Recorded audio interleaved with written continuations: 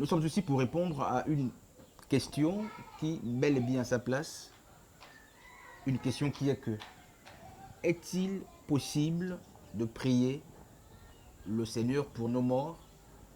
Première question. La deuxième, la deuxième partie de la question est de savoir s'il est possible de communiquer ou de parler à nos morts. Alors, je prendrai justement ces éléments comme l'ossature et le squelette pour constituer justement ces instants. La question se pose parce que, d'une part, certains parlent aux morts et prient le Seigneur pour leurs morts. D'autre part, d'autres estiment que ce n'est pas biblique et que ce serait une abomination. Alors, je vais avoir une opinion objective. Prenons d'abord de Maccabée, le chapitre justement 12. Je crois qu'il serait important qu'on donne ces textes pour que nous allions tous vérifier. De Maccabée 12, à partir du verset 39 jusqu'au verset 40-43 par là, je fais l'économie justement en détail, il est dit qu'il est possible de prier le Seigneur pour nos morts. Donc comme me diront que le livre de Maccabée est un livre apocryphe, comme le livre des sagesses, comme le livre justement de Judith et bien d'autres. Les livres apocryphes sont pour certains des livres justement non inspirés qui ont été écrits tardivement, dit-on. Et d'ailleurs, j'aimerais préciser un fait très important. Est-ce qu'il n'y a pas que les livres apocryphes qui soutiennent le fait qu'on peut parler à nos morts et qu'on peut prier le Seigneur pour nos morts? Alors, le père du protestantisme, Luther, lorsqu'il sort de l'église catholique romaine, il lisait une Bible de 73 livres.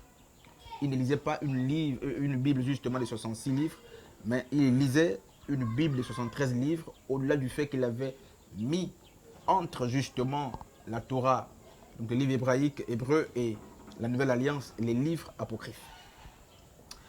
Je vais donc prendre justement d'autres textes dans le canon biblique de 66 livres que vous avez pour prouver qu'il est possible de parler au Seigneur justement pour nos morts, de prier pour nos morts et qu'il est tout de même possible, n'est-ce pas, d'intercéder pour eux.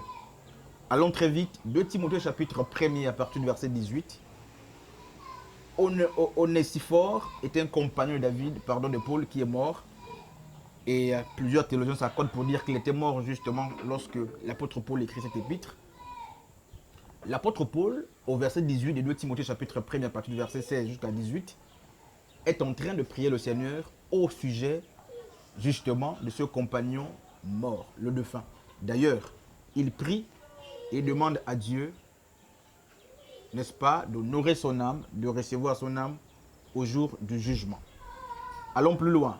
Dans Marc chapitre 5 ou dans Jean chapitre 11, à partir du verset, n'est-ce pas, 43 par là, Jésus parle sur un mort, appelle un mort. Il est question de la personne de Lazare. Lazare est mort 4 jours déjà.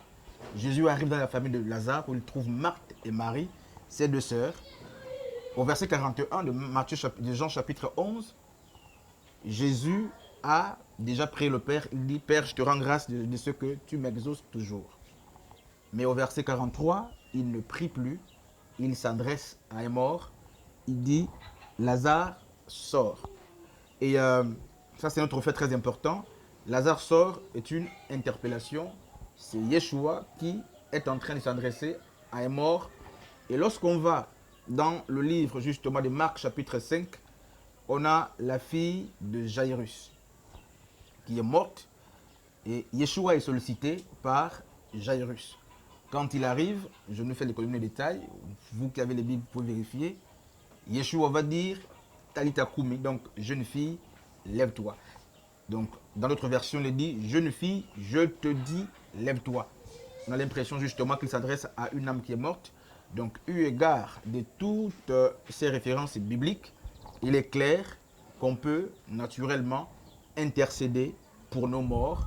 On peut parler à Dieu pour nos morts. Et l'exemple le plus patent pour trancher, plutôt que de verser justement les livres apocryphes, mais c'est le cas justement de 2 Timothée chapitre 1er à partir du verset 16e jusqu'au verset 18, où l'apôtre Paul est dans un contexte d'intercession en faveur d'Onésiphore, qui était un compagnon qu'il avait assisté alors qu'il était dans les chaînes.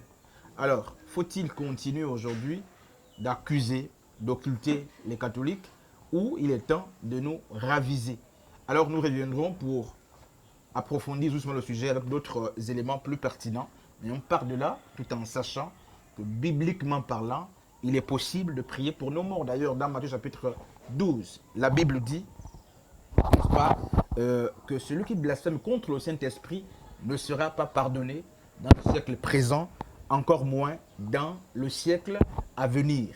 Cela sous-entend naturellement que le pardon ne s'obtient pas seulement dans le siècle présent, mais il est possible que Dieu nous pardonne dans le siècle à venir. Pour ceux qui sont morts, ils obtiennent miséricorde et pardon dans le siècle à venir, lorsqu'ils nous précèdent, si et seulement si leur mort, pardon, leurs parents restés, les saints restés, prient en leur faveur.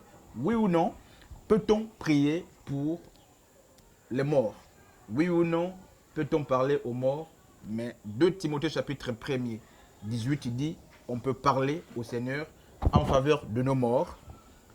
Matthieu chapitre 12 nous dit qu'on peut pardonner dans le siècle à venir. 2 Maccabées chapitre 12 nous fait comprendre qu'on peut prier au sujet de nos morts. Et d'ailleurs, pour clouer le tout, et pour couronner justement tous ces détails qui ont été diligentés, mais Jean chapitre 11, à partir du verset 43, nous montre que Christ a appelé un mort. Et Marc chapitre 5 nous montre que Christ a appelé une morte, la fille de Jairus. Apprenons donc à parler justement à Dieu en faveur de nos parents qui sont allés dans l'au-delà. La mort ne constitue pas un frein justement au domaine spirituel. La mort n'est pas une limite pour Dieu, quoiqu'elle sépare dans une certaine sphère, mais la mort n'est pas justement une barrière. La mort, d'ailleurs, n'est pas une barrière pour la personne de Dieu. Elle est une barrière pour nous, entre nous et nos morts, mais avec le Seigneur, il est possible que la communicabilité, la communication continue, d'autant plus qu'on ne communique pas avec la chair. C'est l'esprit de l'homme qu'on appelle. Que Dieu vous bénisse jusqu'à ce qu'on revienne. Restez bénis.